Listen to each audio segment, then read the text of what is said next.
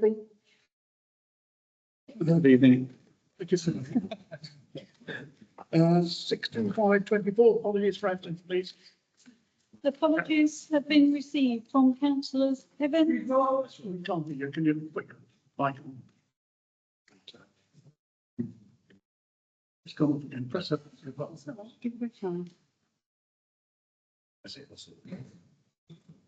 Apologies have been received from councillor Evans, Jefferson, Cambridge and Terry. Thank you. Is there any others? No, thank you so much. 62624, declaration of any disclosable pecuniary interests. Anyone? No, if anything does crop up, you can mention it during the item. Okay, 62724, public participation. To receive questions and comments from members of the public on any matters affecting the town. Attention is drawn to the council's public participation policy, which can be found on the website. Each one is there 3 minutes and the question then lasts for 15. Who's first? Please state your name in that, please. Okay. Last week, You just state your name. We didn't get your name, sorry. okay. Please, yeah. Thank you very much. Yeah, we got that now. Well, last week, the week before, the council ruled out you all canvassing for the elections coming up. You all went through like any department and all the rest of it. And there was no security to be seen anywhere. Yeah? So if you're out here with no security, why do we nothing against you, Barney? Why do we need it here? Because that's our expense, not necessarily yours. Okay? And the other bit was to see when the security was put out. Was it put out for tender? And if not, why not? Regarding the tender, the town clerk can deal with that. Regarding the tender, I will state that anything over £30,000 go out to tender, and our regs for internal says £10,000. Okay, well, it sounds a bit shitty to me, but okay. Well, it's all in our regulations. You can read them online. And with regards to security, what I'll do is I will, if you leave your email address, I will respond to that via email once I get all the information together. Okay, thank you. I was just telling you last. Who's next? Mr. Taylor. Mr. Chair. Well, last time I came in, I asked the council questions on council tax on behalf of some residents who are in trouble. You told me to send you some information. I thought I'd better get my head into the legislation before I get in. Now, I just want to tell you what I found from the legislation and finish with the question. The legislation says the court may make a liability order for one person for one amount. It also says it can make one liability order for more than one person and more than one amount in the full schedule. Now, I was in Norfolk Court last week studying a council tax case for somebody who's local. And the court admitted that they have 550 people on the schedule for that afternoon.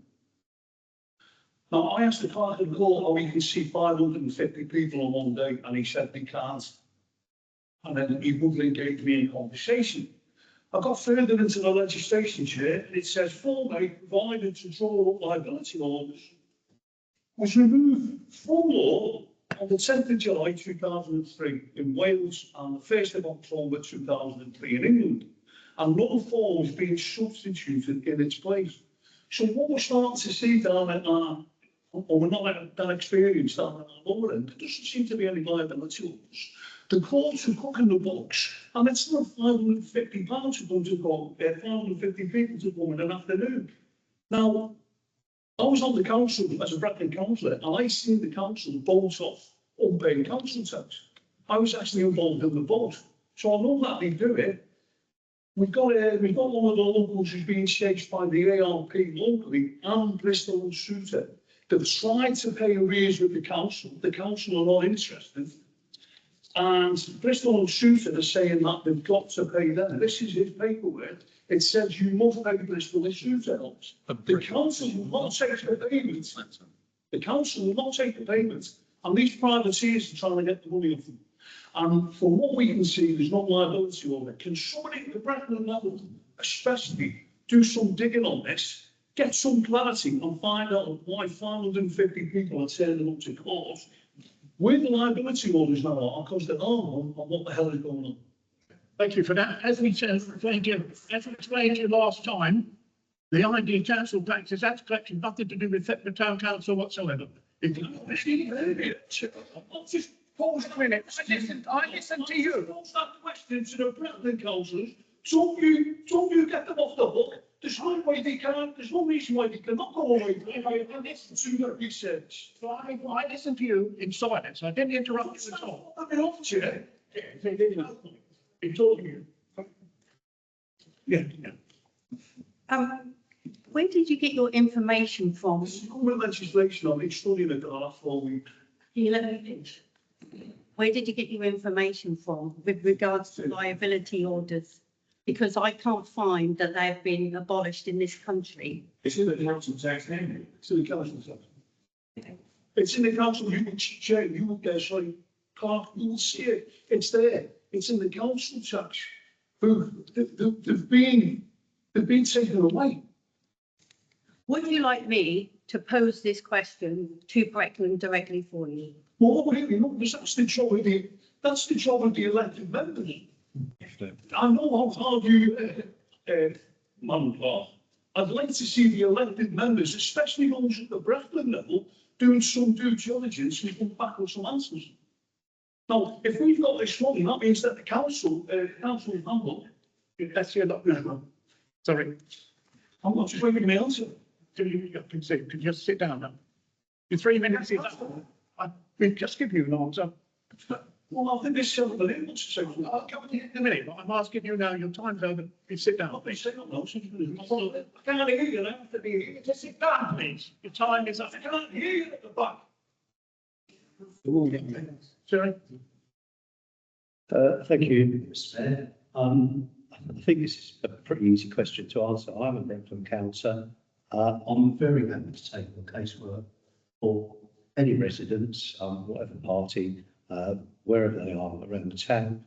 Nobody's come to me with this casework, so I can't really take it on. If you're going to grandstand at full council, Mr. Taylor, then you're not going to get anything done until you come to us Brecon councillors and ask us to do something. I think it's pretty easy. I've just done that. I've just done it.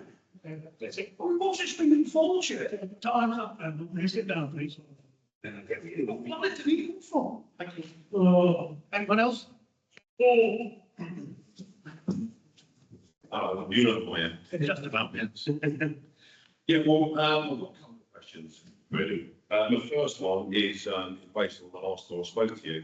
Have you managed to have a discussion and author a statement retracting your climate emergency declaration? When I spoke to you about this last time, I said I'm going to talk to you on a personal level about the kind of thing. No, you Due to circumstances, I can. Yeah, Not be able to do that. You didn't give us any facts, so that's fine. Because I've got some more stuff for you. I'm now up to 107 cases, 107 documents that back my claim. Okay, so this is just one little part of it. In the 1960s, this is climate emergency things that didn't actually happen, but led to higher taxes. So we had the 60s, we were going to run out of oil in 10 years. 70s, the ice age within 10 years. 80s, acid rains, 90s, over. 2000s, ice cap. Not Thetford Town Council issues. Right. How long will be adding on? Now carry on. In the 2010, one side of the ice cap grew, but the other side went in. Then it was CO2 and net zero.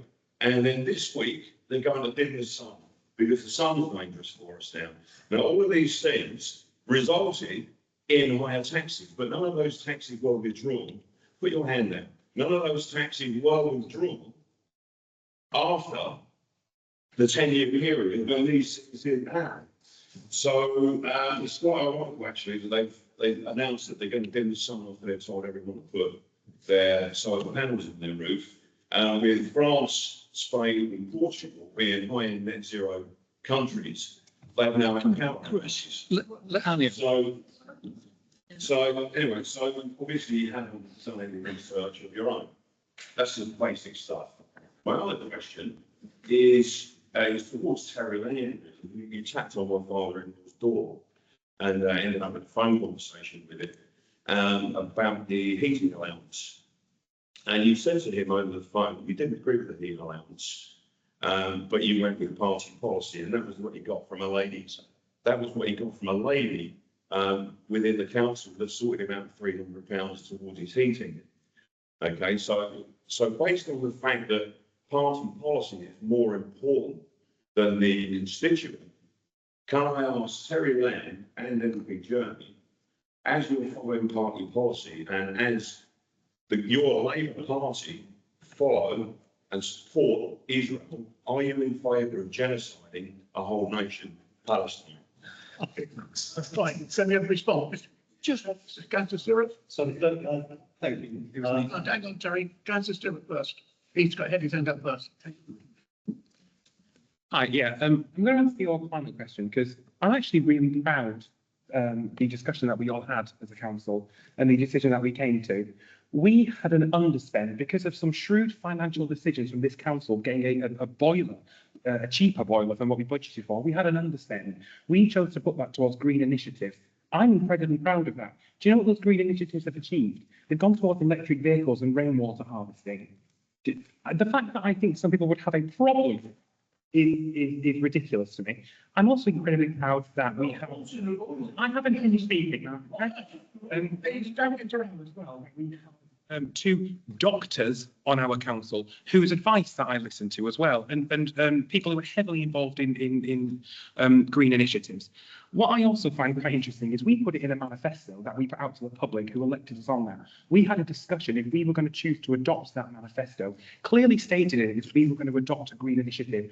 Every councillor voted to support that, including your own. So maybe you should have brought it up at that point. No, give I did 3 minutes. Hang on. Thank you, Mayor. I think you got your facts wrong a little bit. No, I can say this is hearsay. Do you want to let me finish? Yes, I was very polite listening to you. I think you should show it the same courtesy. I spoke to, I don't know who your father is, that's the first thing to say. I wouldn't say that I'm for or against, I wouldn't comment on the £300. What I would comment on the fact is that I resourced £300 for this person, as a good local councillor would, as I do. And I think that's what you need to worry yourself about. I'm not commenting on national policies or even international policies, because it's not in my remit as a councillor. Sorry. Thanks, Chairman. the Labour Party, you've sworn an allegiance to that. I'm sure you must have an opinion. Annie. Sorry, I'd just like to say that you've come up with lots of things. You have absolutely never given us any peer-reviewed information. You've just quoted there that a few things that you said was coming up in the 60s. But no, excuse me, could you let me finish? Thank you. You don't. Sorry, female. Finish. No, you put things on Facebook all the time, and you did the other day, and you had absolutely nothing to back it up, no peer-reviewed scientific evidence. And some things you put on there just are not logical. Daniel, stop, that's enough now. Public participant, no. Public I have spoken and addressed peer-reviewed stuff with peer-reviewed scientists. You don't take notes. You don't. Please. Thank you so much. Sorry, Chris. Annie. Yeah, questions to the MP. We've been 15 minutes it up. Send him an No, sit down, please. Okay. Can I Sit down. just say, this is a public meeting, councillors. If you've got questions for the MP, you can send it through to his parliamentary constituency. This is can you sit down, please? Participation bit is over. genocide. Okay. Right, we're going to give you an initial warning there. You can't sit down. Sit down, please. Unbelievable. Unbelievable. You are. Then you got to sit down now. By the way, this lady, I only get 3 minutes. Sit down, please. Can you sit down? That's it. Thank you. Right. Yes, 62724, sorry, 628, I think, confirm the minutes of the full council meeting held on the 25th of March. It's a true record. All in favour? Anyone, now the public participation is done. Sit down. Yeah. Done. Then you sit down because 15 minutes is over. No, you cannot say anything. The 15 minutes is over. Sorry. Sit down. Go away. Sit down, please. I asked at the beginning if anyone wants to speak. You took up, Can you sit down, please? you took up, Can you sit down, please? people like that are aggressive. We can't get our statements made, fine? Okay, can you sit down, please? And I'll give you Something, If you know you can't, the public session is over. 3 minutes. Done, finished. Sorry. Come on, give me 3 minutes. No, sit down, please. Honestly. Yeah, sorry, sit down. 15 minutes. The next mayor that comes in, you need to do a better job because you haven't got a lot to follow up. You really haven't. Sit down, please. You're shocking. No, don't respond. Please don't respond. Carla, don't respond. Carla, don't respond. Please. Sit down. Can I ask an appeal to everybody? No, This is sit a down. civic environment. Can we please all calm down, please? Sit down. Sit down, please. Talk to everybody, sir. Sit down, please. What are you looking at? You just talking to me. Can you sit I'm down? talking to the public. This is a civic. Right, we're not Please. going to give you your first initial warning, okay? If you ever stop talking, I'm done 3 minutes to sat down. No argument. Honestly. Okay, I've done that. Okay, thank you. Right, we move on. 62924, acting councillor and town council reps on other bodies. Councillor James? Thank you, Mr. Mayor. I stand here hopefully and partly and can hear me. Okay. Everyone quiet, so I start now. So really pleased to let you all know that some of my long-running jobs have finally come to fruition. The 30-mile an hour rounds have now been painted at key points on the roads around Thetford, hopefully encouraging drivers to make the right choices in relation to their speeds around town. And the 20-mile an hour meter signs have now been installed on the Cloverfield estate, specifically Rose Brockway and Charlotte. There is another round to be painted on Mumford Road. However, as there is surface dressing work scheduled for that area later this year, which will come after the closure that's planned, and not to make a note of this, that's between the 5th and the 10th of May, at night time between 7 PM and 6 AM, which is to do those carriageway repairs just outside the Bugwell Clinic.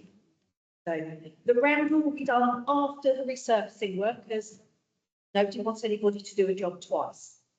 I reported in February that I was exploring a number of options to support both pedestrians and road users related to signage along those bridges.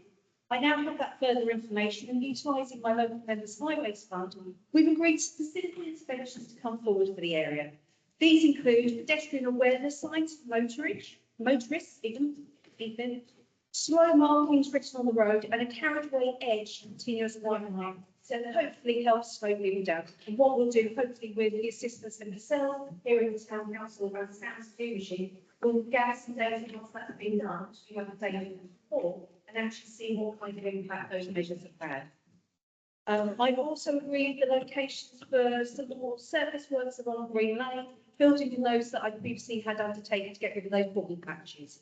And hopefully in the last couple of days, you have noticed the tidying up down the Norwich Road, Mumford Road roundabout, and all the rubbish and buildings and everything else. Well done to the highways team for getting that sorted out for us. I've today been made aware of a road closure on Bridge Street that unfortunately local businesses weren't made aware of. Regular wanderers around this area will recall the cable works earlier this month on the bridge area.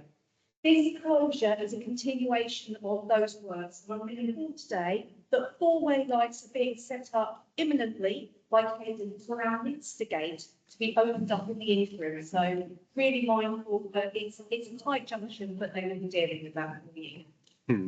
They could be there anywhere between 3 to 5 weeks. And those works are to address issues with an old line gas pipe actually within the bridge on Bridge Street. The repairs that have been made to the roundabout by the marketplace are temporary. I hope you all managed to see those emails that were flying around. You're waiting for the delivery of the things. Frankly, it's better that than the roundabout being left in a state of disrepair, and I look forward to it being restored to its former glory. After being contacted by a frustrated resident regarding a pothole next to a manhole cover on Station Road, I contacted our highways team and a temporary repair was made within 24 hours and further surface issues have been identified for repair along there. Finally, my next surgery will be in Thetford Library on Saturday, 10th of May, between 10:30 a.m. and 12 noon, just in time to then bimble down to the Bommon for the VE Day commemorations and celebrations. Faculty and residents, all fellow councillors, after all, we're all here to help and to get stuff done for Thetford. Happy to take any questions should you wish them now. That's all right. Thank you, Councillor James. In relation to the marketplace roundabout, I'm pleased that that is going to be repaired like for like. However, could we have the lights on that roundabout all the same style, please? We have two in one style. Even those two do match with different colours, and maybe they can get. I know it's not the highways engineer, but it's the lighting side. But if Norfolk are doing it, they ought to do it right. I will add it to my persistent nagging list for you. Anyone else? Anyone else? Thank you very much. Thank you. And round the table there, Councillor Land.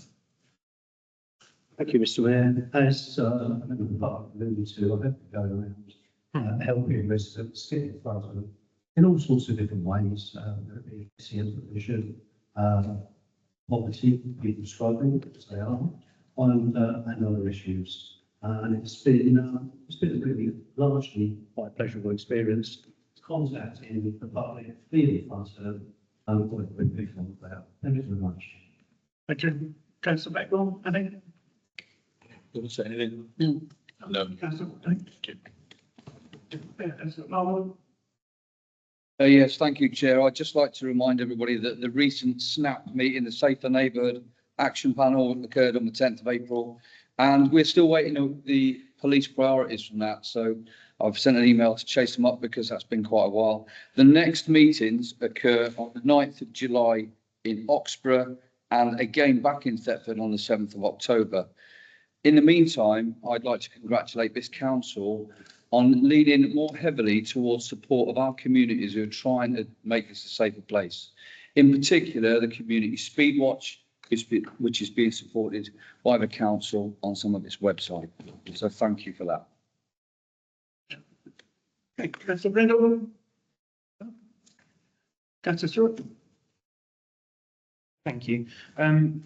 Not too much to report on the Charlesborough front. Again, I'm very happy to be a board member on there along with Councillor Brindle. We had a board meeting recently. We went through a large array of issues. We were there for quite a few hours. I'm incredibly happy to see the centre grow and the centre thrive. We have a large amount of new tenants. Obviously, it's a shame to see some tenants go, and because the businesses have grown, which is fantastic. And I'm equally as proud to see we have a large amount of new tenants joining us. A lot of this is down to the hard work of the centre manager, Nicola Wellham, and the staff who work tirelessly to keep the centre going. So I'll never miss an opportunity to give a shout out to the Charlesborough Centre and the staff. Thank you. Thank you. Councillor Ryan. Anything? No? Okay, anyone else? Councillor Peters? No one else? Councillor Brayton? Thank you, Mr. Mayor. I don't have anything specific to report regarding the concern, but I do want to make a small announcement with my upcoming membership. I figured as well. I got public for now, so and it is getting close to the time. First of all, apologies to everybody that's attending today for the disruption. Hopefully things will calm down from now on and we can all get on with our work. Secondly, as part of fundraising as a mayor, I have already sort of chosen my three charities which are in public domain. And one of the initiatives that I want to put out there to try to fundraise and contribute as much as possible for those charities is to create a rotation of events throughout the year of my mayorship. For that, I'll read a small statement that is in here, which I have to thank Councillor Wright for helping me out to put this together, because it does take a village. Can't do everything by myself, and we have quite a bit of support on, a few councillors, Wright, McDonald, etc., and any others. And I will welcome any help throughout my mayorship and any guidance as possible. So, putting a stand for cocktail. It will be a rotation of events throughout different food and drink businesses throughout the year. And my announcement now is really an open invite to any business that want to take participation in this. The primary aim of these events is to encourage all sections of the Thetford community to mix together, share experiences in places that will usually be unknown to them, meeting new friends along the way, etc. So, putting up Thetford's made a famous Warrior Queen, and I thought I'd identify, female here with the mayor head. I'm not putting up, but I thought the mayor name. It is heritage, and after all, I'm all pro preserving tradition and making it use and recycling it and the upcoming times. So during the mayoral year, we'll have a variety of venues that will participate in music, heritage, culinary experiences, etc. So parks, clubs, any facility that has the space that they usually accommodate events of this nature are welcome to participate. Feel free to drop me a line, an email, or a phone call to try to arrange a date throughout the year so they can host one of them. And I have to thank in advance for anybody who want to come. That is a couple of interesting places, but we want to fill up the calendar with as many as possible. So we give every sector of the community and every type of business an opportunity to participate and be part of this common, event for fundraising for charities that will support. Thank you.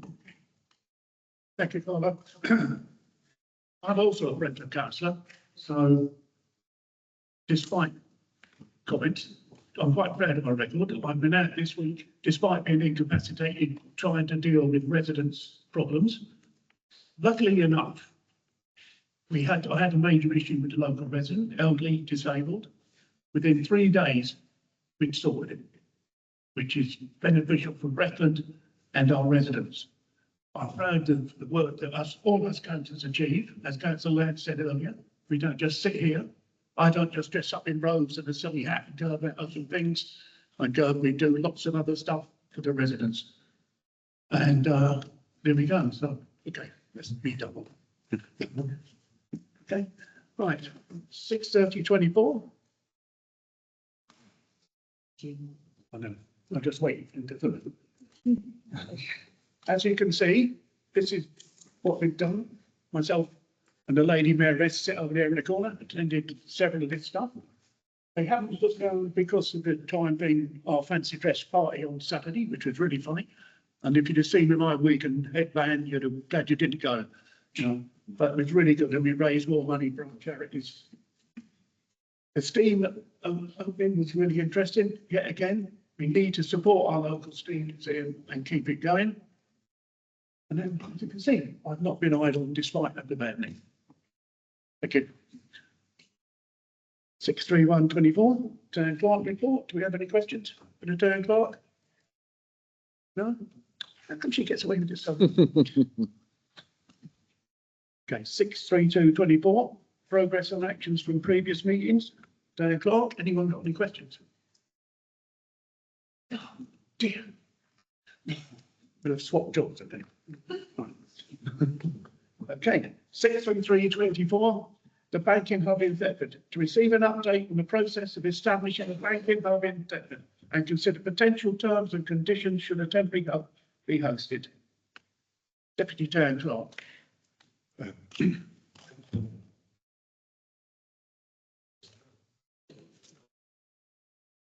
you, Mr. Mayor. One of the things that the link organisations, the banking hub, linked to the banking organisations have done is looked at Thetford, it used to have vibrant banks. Those banks have disappeared. So basically what they've done is they've come back to Thetford. They've looked at two particular issues. One is to establish a permanent banking hub. They have a team that does that separately. And then they have a team that looks at temporary banking hubs. Now that team that looks at temporary banking hubs met with the council, our local MP, and his office, and we had a look at certain venues. One of the issues was that the small court was identified as a potential hub. So part of this particular item is to look at some of the decision making around there. How it works is that the permanent hub team will go out. If they haven't sourced a permanent hub by the end of July, the temporary team will then have to set up a hub. And the timeframes are actually quite narrow. So there's a whole lot of officer recommendations. The first one is to agree for this council to agree to permit the use of the small court as a temporary banking hub, to consider whether the location agreement, which is a standard agreement they use for all temporary banking hubs around the country, whether that would be acceptable. And in the actual report, that information is set out. And the third thing is to authorize the mayor to sign if the council is so minded to enter into that. Thank you. Councillor Jeremy. Thank you, Mr. Mayor, and thank you, Alan, for that update. It's a sad sign of the times that banks are closing at the rate they are. Frankly, there are other places that are in an even worse position than we are, because the last bank closed in Down Market before obviously the banks are going to be closing in Thetford. They've already got a banking hub, which is very successful. There's one in Watton. The key point with banking hubs is that they are able to receive cash and cheque deposits. I think it's really important, not just for residents, but also particularly for small businesses, that we keep an option available for people to bank cash. It's absolutely crucial, and the banking hubs provide that, which is why I've been pushing Link and Cash Access team to make sure, ideally before, but at the very least when the banks close, the two Halifax and Lloyds closed in Thetford, we have that facility available. There cannot be a gap. They've got to be working in tandem. I think it's quite odd that they have a temporary banking hub team and a permanent banking hub team. I mean, it's bureaucracy gone mad, frankly. It's two different teams, and I didn't get much impression they actually talk to each other very much. But we are going to be getting a permanent banking hub in Thetford, which I think is to be welcome. For those of you that don't know, with a banking hub, different banks use it on different days of the week. So if you're a customer with Barclays, for example, Barclays has long gone in Thetford. But actually, if you're a Barclays customer still, it's an improvement, because you will be able to bank with Barclays in Thetford, and the same with HSBC or other banks, for example, that have closed. So it's an improvement in that sense. The temporary hub needs to go somewhere, and the team were very keen to work with a public body. In most places where they set up temporary banking hubs, they work with councils, they go in libraries, they go in different locations.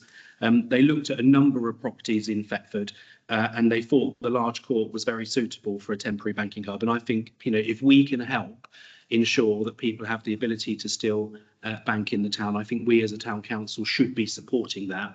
There is actually a typo in the report, because it'd be worth double checking this, Alan, because it talks about £300 being a rent payable. In my notes from when I met with them, that's £300 per week. They will be paying Thetford Town Council to host it in the small court. So, we're not currently receiving rent for the small court. It's not a room that we rent out. So our costs will be covered, and we will be supporting residents of Thetford to bank. It may not be needed, because they may get their act together and sort the permanent one out, which would make more sense, frankly. But if they don't, and we need a temporary one, then small court seems to be a good option in my book. So I'm very happy to support the recommendations. Councillor Brindle. Just one or two practical questions, really seeking information. One is, the proposal is that we open up the main doors here. Go closer to your mic, and don't sure that you can hear. Use your mag.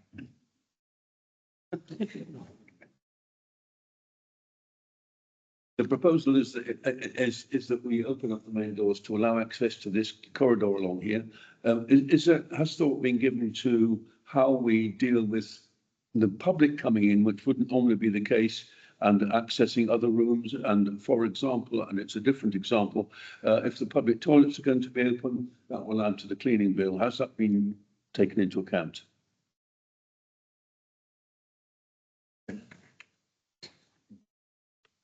And In terms of how it works is we have no access to the small court, we would have no access to the small court. We lock up all our rooms when they're not in use. So if this room, as soon as this room finishes meeting, it gets locked up. The council chamber, never the rooms are empty, they are locked, because we are used to having public events where someone might come to one room and not need the other rooms. And the toilet cleaning bill, I think in terms of the £300, I think that would more than compensate for that. thank you.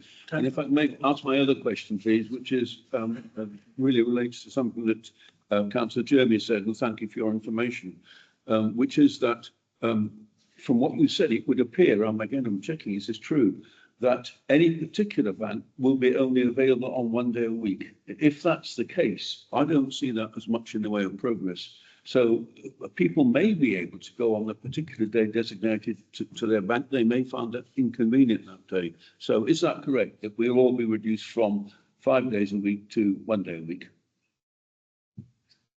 Please. How I understand it, you will be able to go into the bank any day of the week. There will be services available each day, but on specific days there will be staff working for specific banks. So if you are a Barclays customer and you want to access more than just banking money and checks, you want to ask a question about one of their products, a specific bank account, that will be on a specific day, but you will be able to use the basic services all of the time. Thank you. Councillor Land? No, you. Anyone else? Could I add? What they did indicate is that they would look at the profile of Thetford banking. So, for example, if Barclays had 40% of the market, they would then allocate 40% of the time that those staff members were in Thetford. That would be 40% that they would be available. Councillor Wright?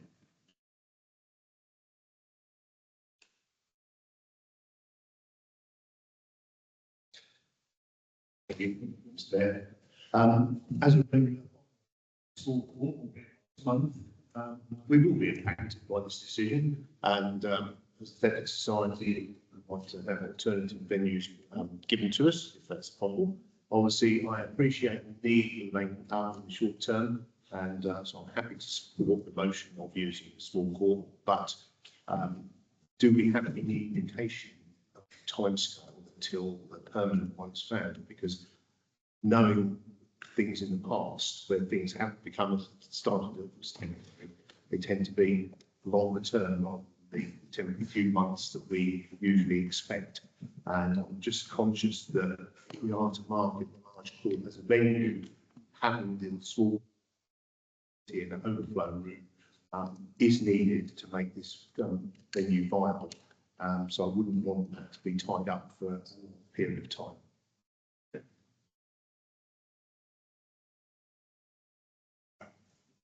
I think what we would do is we'd look at each case, we'd look at it on a case by case basis. We do have weddings booked in. The Heritage and Events Manager will have a look at those and we'll come up with some solutions to ensure that those events are served seamlessly.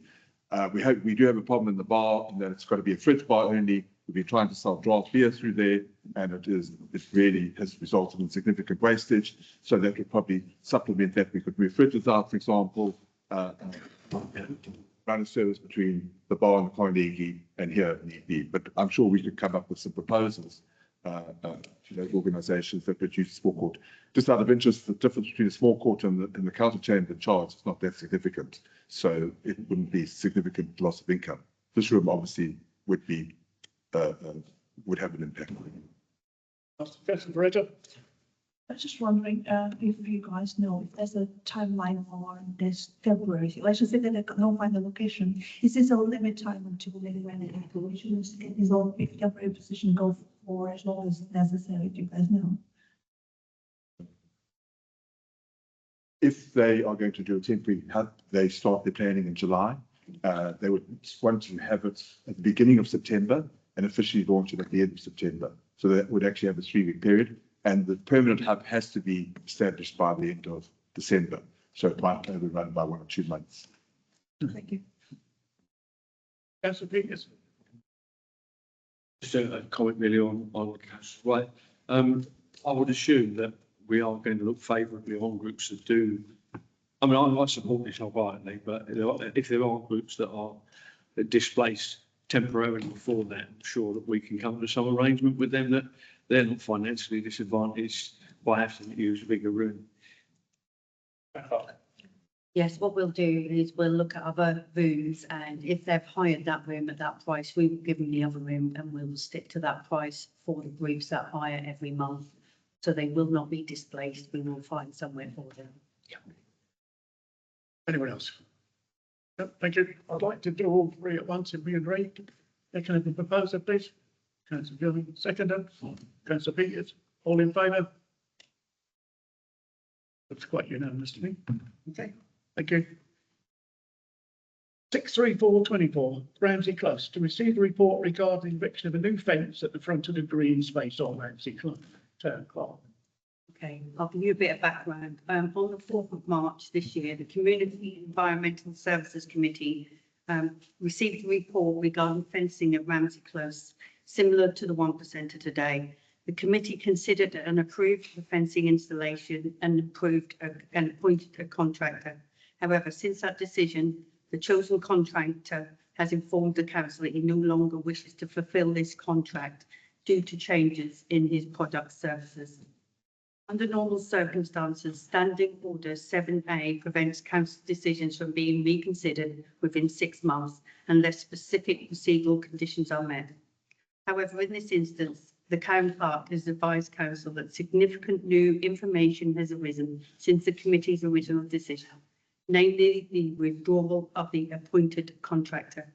To enable council to reconsider this matter, it will be necessary to suspend Standing Order 7A under the provisions, or alternatively have a motion which is attached in appendix where 6 councillors have signed to bring this back to full council.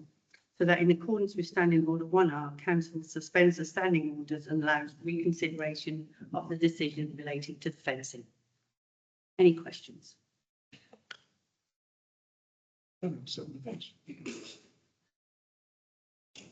Okay, can I have a proposer for this, please? Councillor McDonald, seconder. Councillor Peters, all those in favour? Unanimous as well. Sorry, Mr. Chairman, can I make a comment? You must.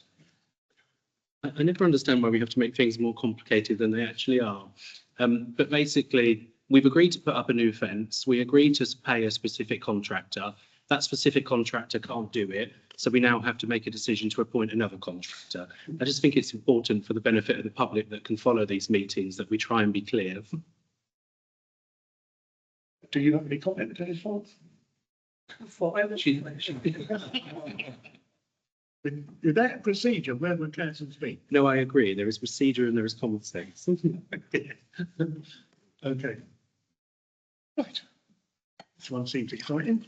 63524, governance and risk management policy. To receive and agree the updated governance and risk management policy and appendix. Deputy Town Clerk. You're not going to read all that out. No. I think one of the things that this council has been doing well.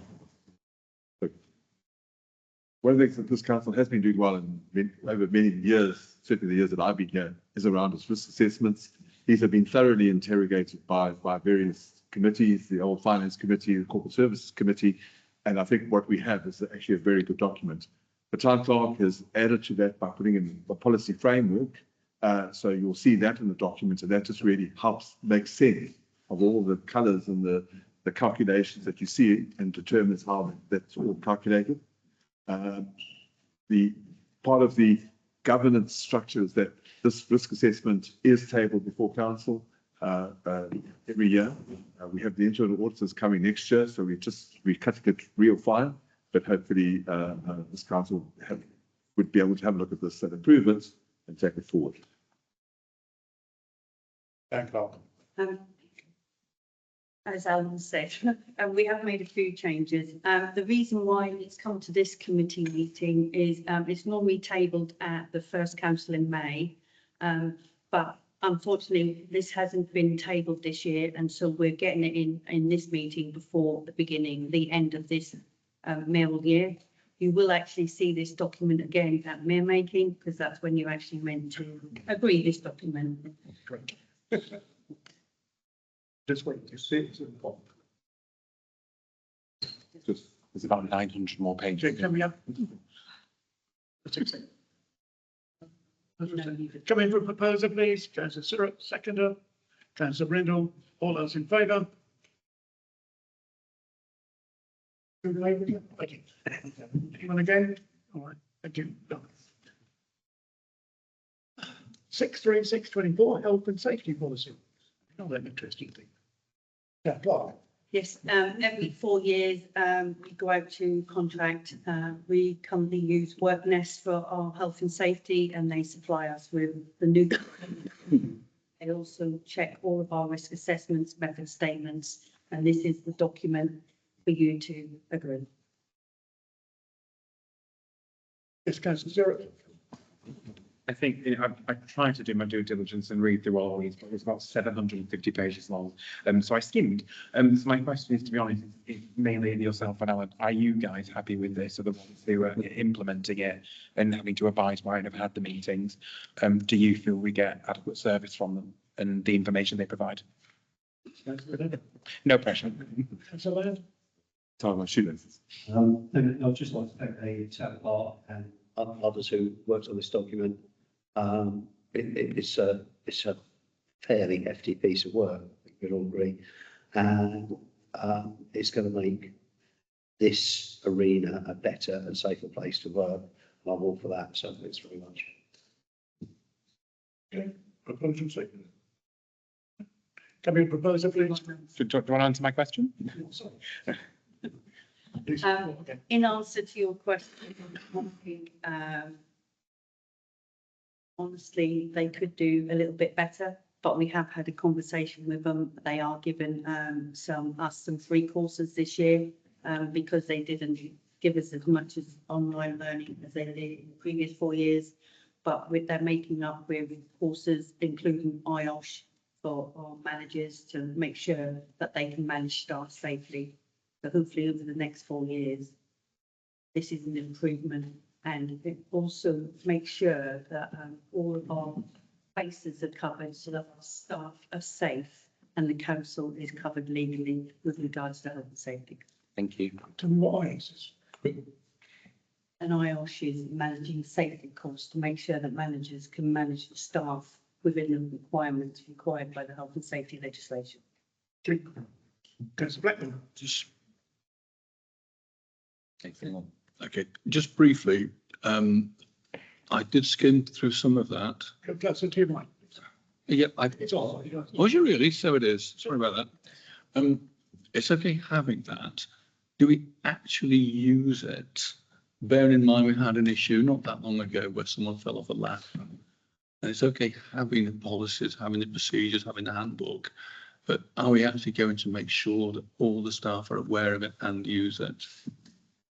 The Community and Environmental Services Manager has gone through this document with his staff. They have regular meetings, they have regular briefings, they have toolbox talks and everything else. So he does all of his due diligence. So I would say, yes, he does use this, and so does the staff. I was sure that was the case, but thank you. Really sorry, but what is a toolbox talk? A toolbox is a thing you keep the tools in when you go and do this. It's a known thing. Shut Where you sit and have a meeting about what you're going to do for the day, and you talk about health and safety, the way you've got to do it, what tools you've got to use, and whether you've got the training. Okay, so why don't you call it health and safety? Because they're called toolbox talks. Nice, Carry the times. Still in Okay, proposer, please. Councillor Land, seconder. Councillor Blackmore, all those in favour? That looks pretty unanimous as well. Okay then, thank you very much. 63724, Angler in Bloom to receive a report. Who's doing this? Who's doing this? You are, well done. Congratulations.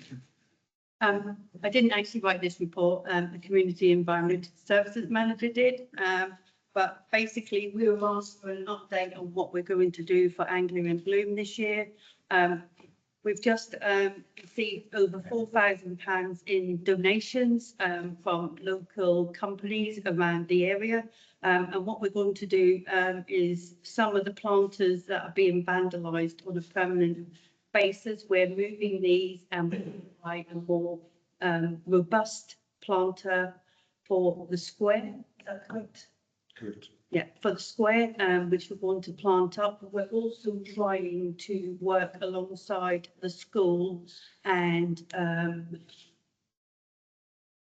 another company who I've forgotten the name of, regarding having a new feature. We're going to be looking at the school creating a design and the manufacturing company producing either a train or a shell or something like that, what we can plant up. We have started the planting. We are now in May going to fill out the pocket park, so bigger plants will go into the pocket park. It will be filled out more, and we're hoping to put more trailing plants and more substantial plants in this year to try and get us over the line to that gold. We're also hoping that with the new rainwater harvesting, this will help, as we'll be using what they class as grey water, which is water that runs off of buildings. Just one word. You say you're going to get bottle, like, will we have a bottle of steam engine? So with Charles Brown.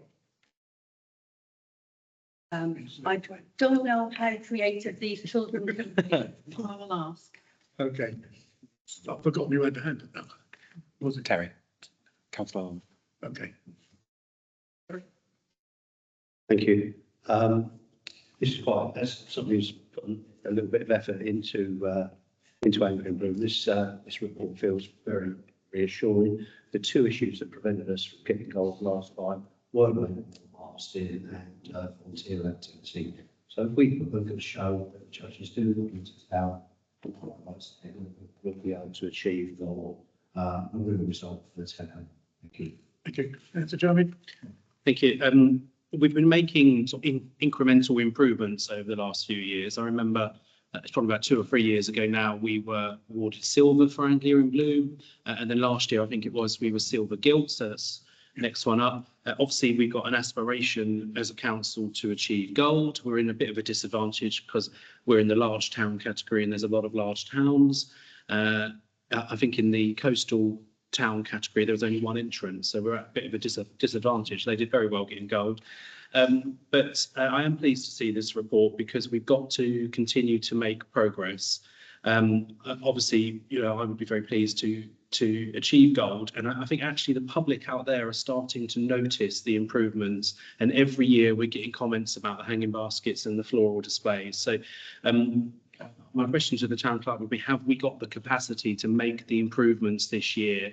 Because we've taken on additional responsibilities. We've now got toilet cleaning in-house, and we've got lots of other responsibilities as a town. Do we have enough resources to give this the right priority? And will the things that Councillor Lamb mentioned, particularly the rainwater harvesting, not only is it a requirement for the judges, but it's actually expensive to routinely water plants, you know, using the tap. So this is an investment to save money, the rainwater harvesting. And it's probably, you know, we've got trained ecologists on here that probably tell me the environmental benefits of rainwater versus tap water. I'm sure there are some, but will that be ready for this year? Yes, I have authorised the purchase of the rainwater harvesting, and I know that the Community Environmental Services Manager has put in order for it. We're not going with a company now. We actually have part of the team that works with the Community Environmental Services believe that they can fit this themselves. It's not that difficult. And so we're going to be saving about £6,000, where it was going to be about 10. It's now going to be about 4, and we're doing it in-house. We're also saving on the watering because we've brought that in-house. We do believe that we can deliver best chance this year for getting gold. The Community Environment Services Manager, I did ask him if he needed anyone extra, and he reaffirmed that he thinks he'll be okay. But he said if he does need anyone, he'll come to council and ask. Thank you. Anyone else? Councillor MacDonald. Thank you, Mayor. I'd just like to add a couple of other things. Firstly, I think it's really important that we do incrementally change what we do every year. The status quo isn't good enough. And the pocket park that we've got, the rainwater harvesting and all the stuff that was done last year is so good, it can only get better. But we must keep on looking to change and improve. This is how places like Brandon do so well because they have a theme each year. So I think that's really good progress on behalf of the council. I would also say that the work done by the volunteers is vitally important. And that kind of news is starting to seep out across the town. As an example, the Norwich Road Estate is looking to see how we can support the town in its effort for gold. And what we decided to do is do some fundraising to buy some new planters that hold rainwater already in them. So they've got reservoirs. So that's ongoing and they'll be in by April. And that was done purely, partly to save on volunteers' time, but also because this council has supported that group in the past. So I think that the road runs two ways. We must keep engaging with our volunteers. And on a final point, if our new planters have water reservoirs in, so much the better. Thank you. Thank you very much. Okay, then we'll just say no. I meant May, not April. Okay. Any other proposal? McDonald, councillor. All those in favour? All those again? Right, Dr. Sawyer.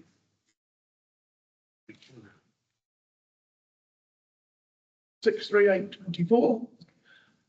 Thetford Town Board to receive a verbal update regarding the new Thetford Town Board. Councillor Peters, please. Thank you very much, Chair. The board has met once, officially once, since it's come back into life. And we had a second meeting with just the elected members, which was basically to establish red lines and the requirements of how we're going to go about delivering this, because we need to get it certainly in place by April when the money's becoming available, but also by the end of the year we need to have it a guide of what we're going to do. The elected members have decided that we need to minimise the amount of consultation.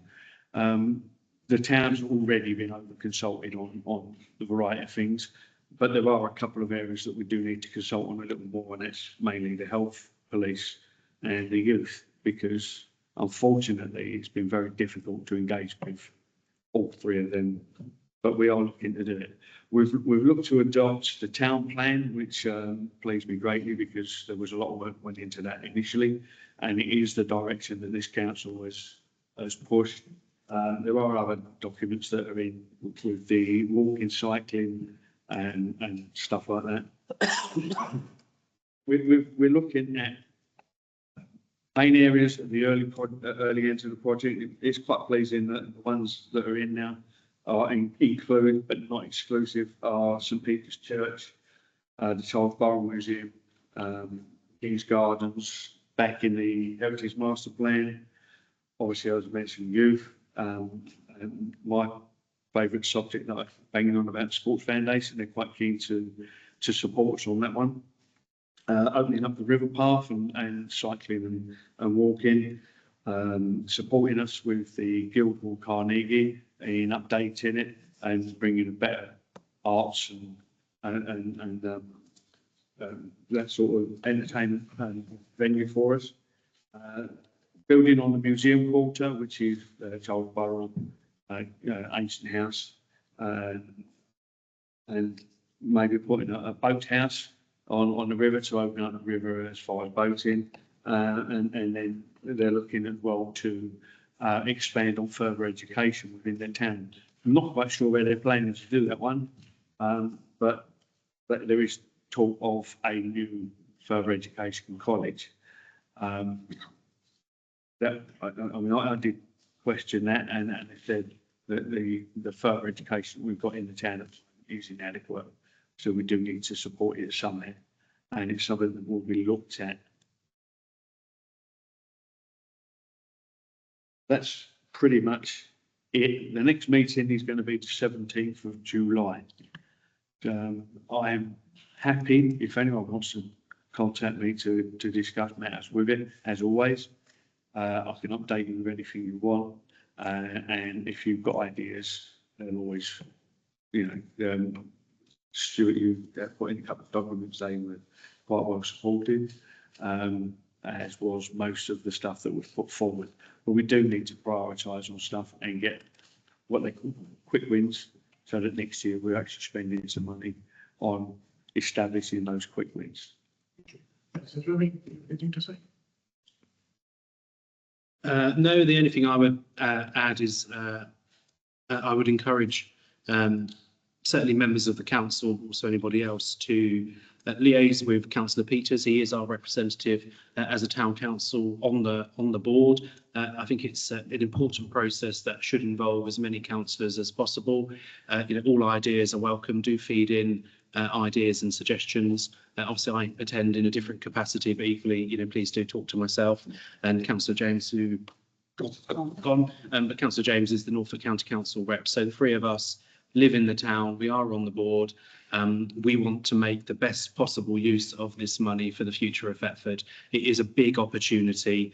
No idea is stupid, frankly. Everything is welcome. There are some big ideas, there are some small ideas, but this is a period of 10 years, £20 million for Thetford. Let's make it work. Okay. Is it right? It's got a different name now. It was the Towns Fund. It's now the Neighbourhood Fund. I keep calling it the Towns Fund, but yes, it is the Neighbourhood Fund. Thank you. Councillor Brindle. Thank you, Mr. Mayor. Looking at the page of the vandalism in our papers is quite depressing. And certainly I approve of the idea that we should try and get more help from the police. I think, however, there's a more fundamental issue, which is the age group in our society which is most often neglected, and that's teenagers. Teenagers are people who are confused as to their identity. They're confused as to what we should be doing. Some of them can take leadership. Others need to be led. The majority need to be led. And it is not possible for them to organise themselves properly during those times when they're not actually somewhere else, such as in school or in bed. What used to happen is that we had Norfolk County Council providing youth clubs. There are a few in the town run by the churches. They do hit a small proportion of the children, but the fact is that for most young people, that kind of support that used to exist and used to do such a great job no longer exists.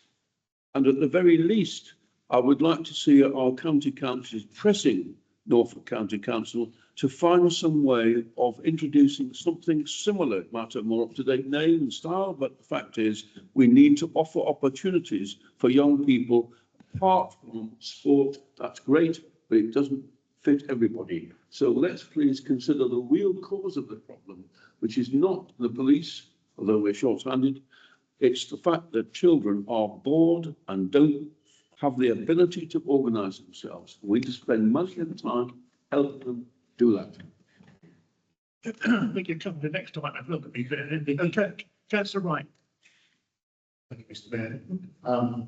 Supportive of Councillor Brindle's comments there, and something that we have a lot of vacant properties in the town, which could be utilised in achieving some of the aims that he has put forward. But it needs revenue funding, it needs long-term funding. And obviously the town fund, neighbourhood fund, as we should say, is going to be there for 10 years.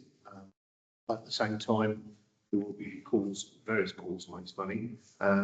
Whether the new unitary authority will take ownership of the delivery of what we would call the youth service, as it was in the past. I think it's too big a job for the town council to run its own way. It needs to be exposed to health, education and police. I think it's got to be a rounded delivery. But I think think it's something we ought to be working on, supporting, and if council thinks can take that forward to the board, I think that's clear. That's the camera. On the C side, we'd like to see some improvements in our CCTV cameras.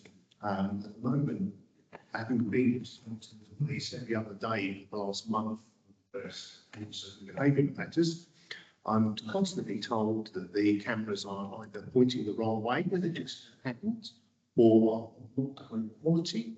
So they're relying on the town council CCTV rather than the camera on the Red Cross building here. So even they are one fit for purpose, we do need a review of those cameras, and we also need to think, we do need additional cameras or moving them in the right place, or do we think that we're further ahead? And the AMS, talking to a policeman who was with the constabulary, now it's a comment to another area of policing, is indicating that the latest CCTV has 900 recognition, which would help in finding some of the hermits who are up to no good, who sometimes are unable to find when we fall through the hours of CCTV coverage. So I think that's something that to be on the agenda for the board to consider. Thank you. Councillor Peters, and Councillor. In answer to that, the CCTV upgrade is on the list. It wasn't put in the top 12. Personally, I think that's the number one, but it's not that need. It's what the board all feel.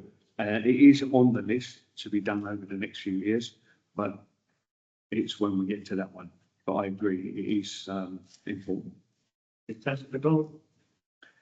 you, Mr. Mayor. On the subject of youth engagement, it was recently raised at a police and neighbourhood meeting, which was joined by Breckland, about what we could do in this town. And Breckland were actually looking to see what Thetford could offer. It was pointed out to them that they have a vacant building in the Riverside development. There's a unit in there that's never been filled since it's opened, and we suggested they look back at their own development to house somewhere for youth opportunities. So I would encourage anybody who can poke that nest, for that would be an easy fix for them, being as it's never been filled in any case.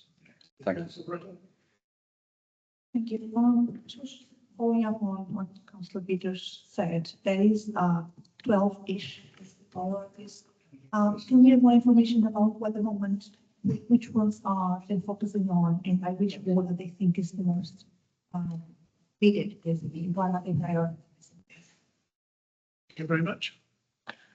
Okay. Yeah. Currently, the focus on all of them and see when they can deliver them. But until the board actually meets, we can't sort of define exactly what we're going to do. But they are focusing on all of them. It's quite although 20 million in the big scheme of things isn't a great deal of money, it's a lot of money that we need to spread around. And what they are looking at is where we can spend that money and also lever in other money.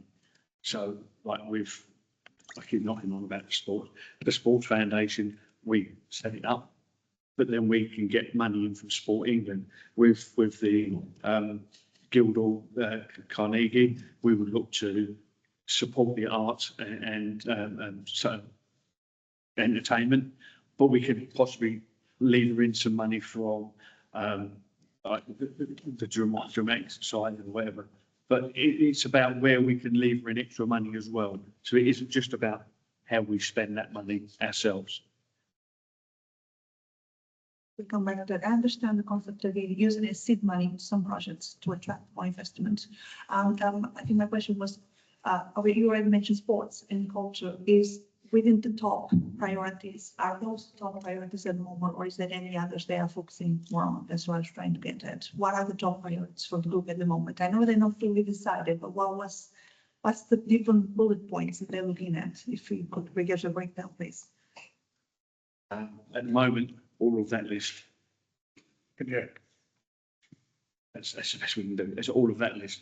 And it's following the town plan, the heritage master plan, building on the museum quarters, St Peter's Church, Borough Museum, connecting with the youth, sport, river path, cycling, and that is one of the big ones actually, is the walking cycling routes. I appreciate that, but in hindsight, look at that, and as a matter of feedback, if you could pass it on to the board. If they have to make decisions by this year and they're still looking at 12 options without a definition where they're going to center their attention, I think they'll find themselves with very little time to decide, to prioritize where to put their efforts. And that's why I was asking if there's already a definition that. If there isn't, then I'm asking you if you could pass on the word to the board and let them know we need to get on with this because they will run out of time. Absolutely, and I will pass that on. Can I just clarify the date? Because in my diary, it says the 15th of May, but as we all know, I'm not very good with dates. Hang on. We'll do that after the meeting. Send it after, okay? I'll check it after. Okay then, so we'll walk forward, so we don't have to vote. Right. 63924, antisocial behaviour in the town, to receive a report regarding antisocial behaviour that's occurring around the town. Clark first. I was asked by Councillor Stewart to update council on ASB. So I'll go first and then I will pass over to Councillor Stewart. I produced a report and it highlights a list of issues that has been experienced over the last year regarding antisocial behaviour in the town. And I'll pass over to Councillor Stewart. Thank you. Councillor Stewart. Thank you very much. Thank you for the short notice. I appreciate your time getting this on here and the report as well. It's quite disheartening to see the sheer amount of issues and antisocial behaviour we've been having. Specifically an incident I witnessed myself, I've been working with the police on. And just a quick caveat to that on record, I do, Councillor Wright wrote something that I thought was really quite poignant, that the EDP chose to focus on the damage that was inflicted to the box outside of the but they didn't seem to promote any of the good work that had been done. I wanted to note that. But it's an absolute shame and what's going on. However, I do think it's really important to note we are not responsible for policing this town. The police are. I completely understand the police are undermanned at the moment. I genuinely appreciate that, but I want to know what initiatives they have in place. That means they don't need to attend to these things because there are initiatives in place to prevent that. There's an awful lot of graffiti here, criminal damage. I'm happy that we have a lot of CCTV, specifically the incident I witnessed myself. The police said, as Councillor Wright mentioned earlier, the cameras are facing the wrong way. Luckily, the one on the Carnegie, I believe, caught, which was fantastic. That's one incident where we managed to catch something. It's such a shame that the cameras weren't facing the right way. So as the recommendation, thank you for putting it into words so nicely. I'd love to invite the police either in person or a written report from them so they can explain to us, I'd prefer in person if possible, so they can explain to us on record and to the people of Thetford what they are doing to help police our neighbourhood and counter antisocial behaviour, because it is rife at the moment, and I just want to know what they're doing about it. That is outside of we don't have enough bobbies on the beat. I appreciate that. So what else are you doing to mean you don't need people out and about? Your cameras, other initiatives, where are you spending your money on this sort of neighbourhood policing? So thank you for putting it into words for me. But it's such a shame to see it in black and white in front of you, the sheer amount of damage and things going on that we have to pay for out of the residents' money. Thank you. Thank you for that. I was absolutely staggered when I was given these statistics. I didn't realise how much ASB we encounter.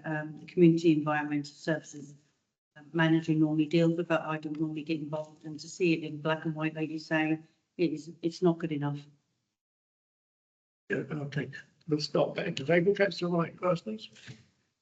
Thank you, Mr. Mayor. Not important to go over whole ground, but obviously what you listed there is really to us, to any council.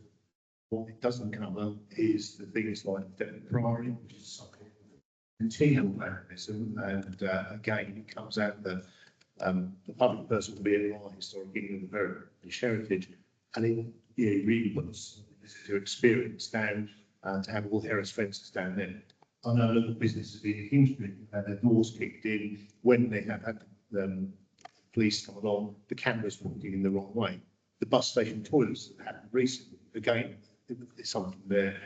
The dad's arguing about what we've talked about, but it's got to a stage now where people are riding their bicycles in the line. The librarians now are meeting on the 15th of May to try and get some kind of action, because it's getting out of hand. There are feral youngsters running around horses mania.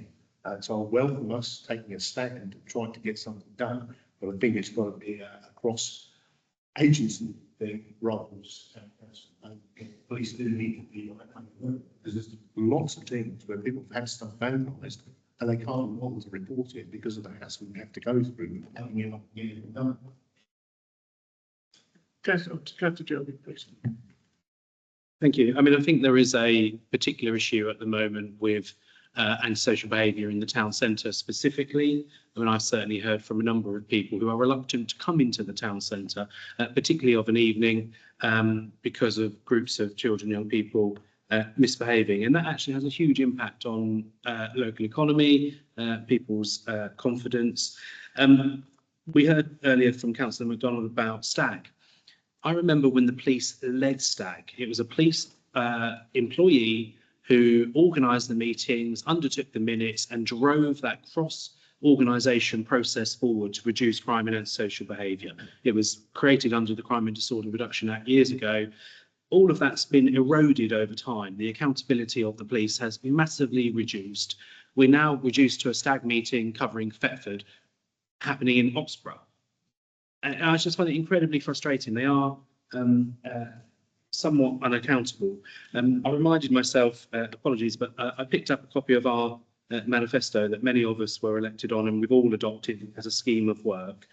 And there's a section about crime and antisocial behaviour, and it says the town council's role in addressing these issues can be limited, but we must use the council's considerable influence to address residents' concerns. We will request an annual meeting with Norfolk Police and Crime Commissioner and the Chief Constable to raise concerns related to crime and antisocial behaviour locally. We are not the organisation that's going to police the town. We've been very generous in contributing to town wardens and they've been relatively successful. But what we should be doing is putting pressure on the police from the employee point of view, the Chief Constable, but also from the democratically elected Police and Crime Commissioner. We should be getting them here to say, what are you doing about crime and antisocial behaviour in Thetford? It's not for us to provide all the solutions, but we have said that we would organise a meeting with them, and I think we should do that. Councillor MacDonald. Thank you, Mr. Mayor. Just a couple of points on that. So firstly, the antisocial behaviour has been a steady increase for such a long time. The thing that this council is doing much better is people like Nick are engaging with the police. They're reporting these facts. And the reason we're seeing so many incidents is we're actually taking note of what is happening to our property and when it's happening. So we're aware of what's happening more than we were before. What he's doing is really good because it's keeping the pressure on the police. Again, our MP mentioned it, the town wardens have been a great scheme and we shouldn't think that they're not doing some good work. Again, they're highlighting stuff that we didn't know was happening. So I'm trying to look at this with a glass half full kind of thing. What I would recommend is those snap meetings are now chaired by the police. I don't think there's any minutes of any kind, but I would recommend that as a council, go there en masse, have our say. You know, because if it's the same faces such as mine, it has less of an impact. Go there and embarrass the police at a public meeting and tell them what you want, because they will have to do it. And finally, I would go back to the Police and Crime Commissioner, who, when she came here when first elected, was very on side and spent a lot of time disproportionately in Thetford looking at our problems. It's time we called her back and said, OK, you had a look when you first arrived. How's it going? So what I'm saying is, back to us, we need to engage with those people personally. Thanks.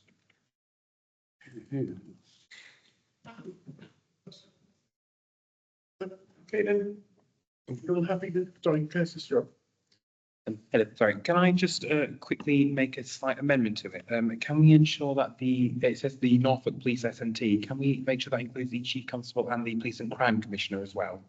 Let's get them all here while we're doing it. Yeah. We're probably gonna have one opportunity, might as well get everyone there. I might not be able to get all of them here, but I'll try my best. Thank you very much. That's all you can do. We need those and seconder, please, proposal. Councillor Stirrup, seconder. Peter, Mr. Brindle, Councillor Brindle, Councillor McDonald. Or did you want to say something else? I did want to say something. Oh, sorry, good. Thank you, Mr. Mayor. I think I'm going to vote against this. It seems so poor and minimal. It is not going to solve the problems.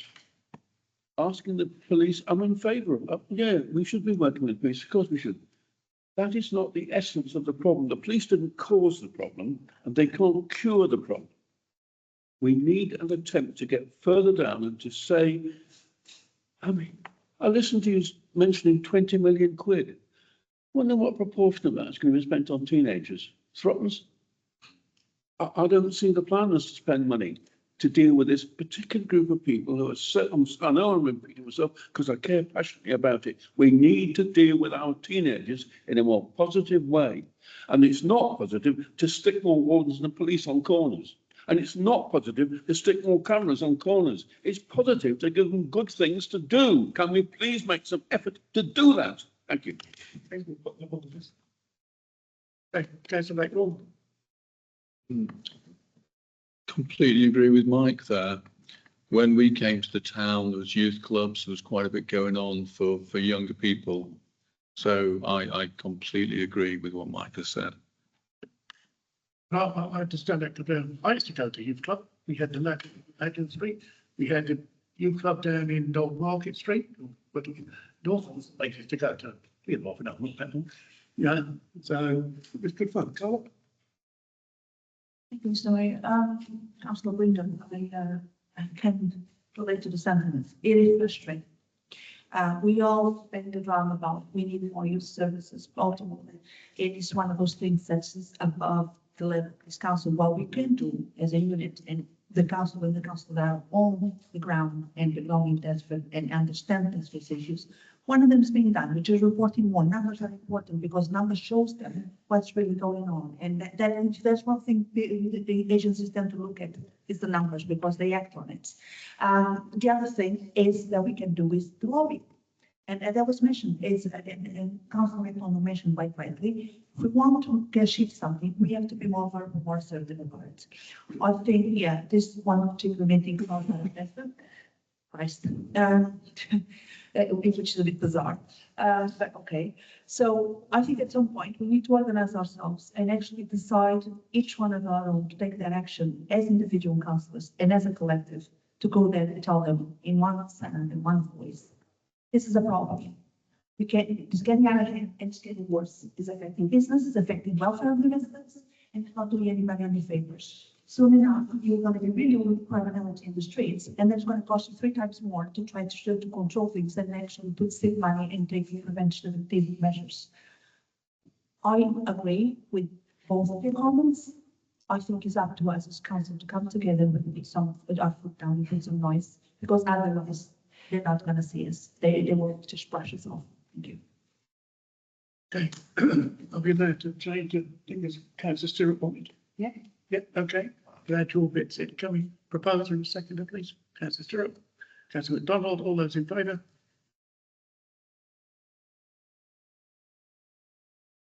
Happy thought those. All those against? I'd like my name recorded, please, if possible, with a remark pointing out why. Yeah, no problem.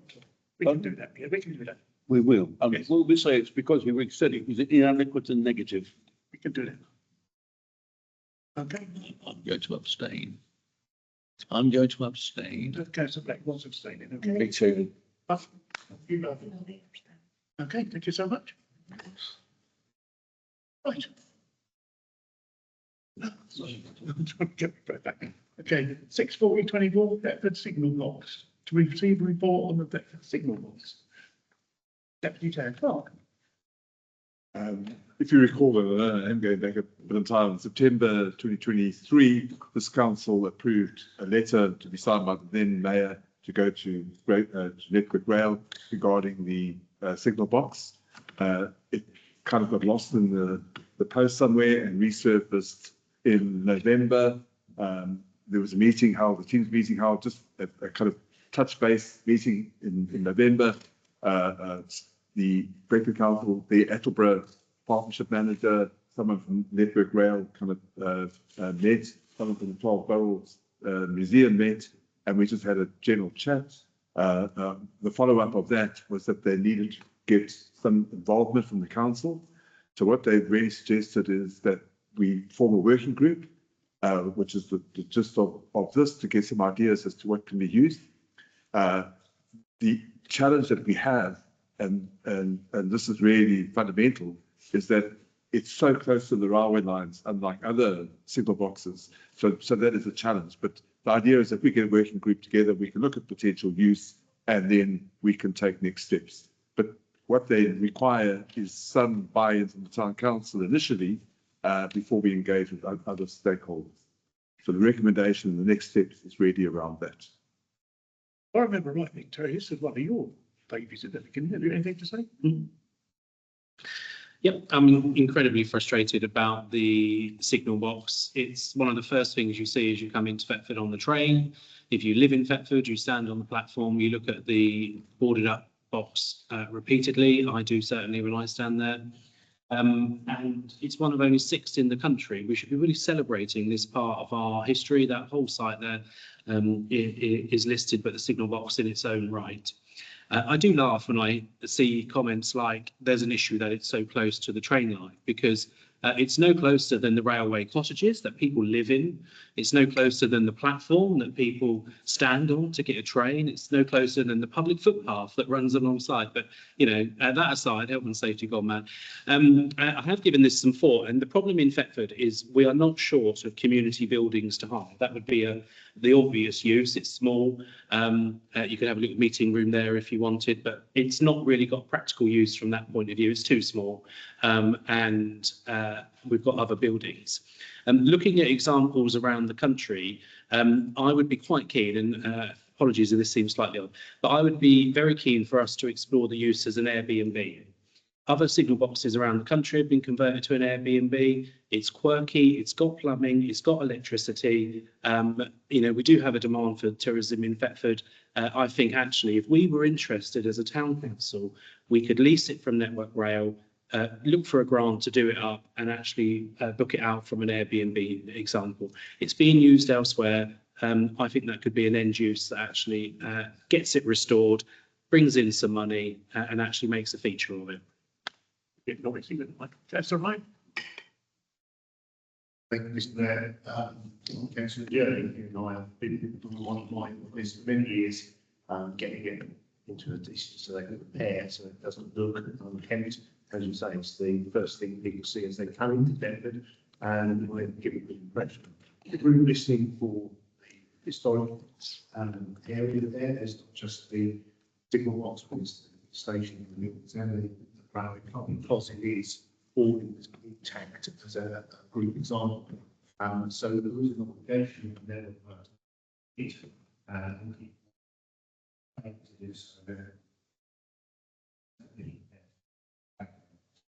issues of trackside has been brought up. We tried to get the station master's house back into use many years ago. Again, Network Rail were reluctant to have it as a residential site because it had been used elsewhere. They seem to have a blanket ban on using residential, albeit when you look at numerous places, Airbnbs and Airbnbs on old station buildings. So I welcome the idea of exploring the Airbnb issue because you know the friends in the station did look at it and were told that it's too near the train to do the maintenance of it. That means if it can get the maintenance done by Network Rail, it's handed over in a good condition, then there's no reason why it can't be used for that purpose with adequate fencing there. I've always said the idea of having some mules in windows so that the quirkiness there is accentuated, so you can have Captain Manning's setting a standing by the door. Not windows there for me, but practicalities are, it wouldn't be disabled friendly to get up onto the first floor. But saying that because it's a listed, you can get around that and still repurpose it. So I'm really positive that the works is at least they're talking to us about it. It's been sitting there doing nothing, then it is. So let's have further exploration and see where we go. Thank you. Anyone else? Regarding the issues having a working party, sorry, well,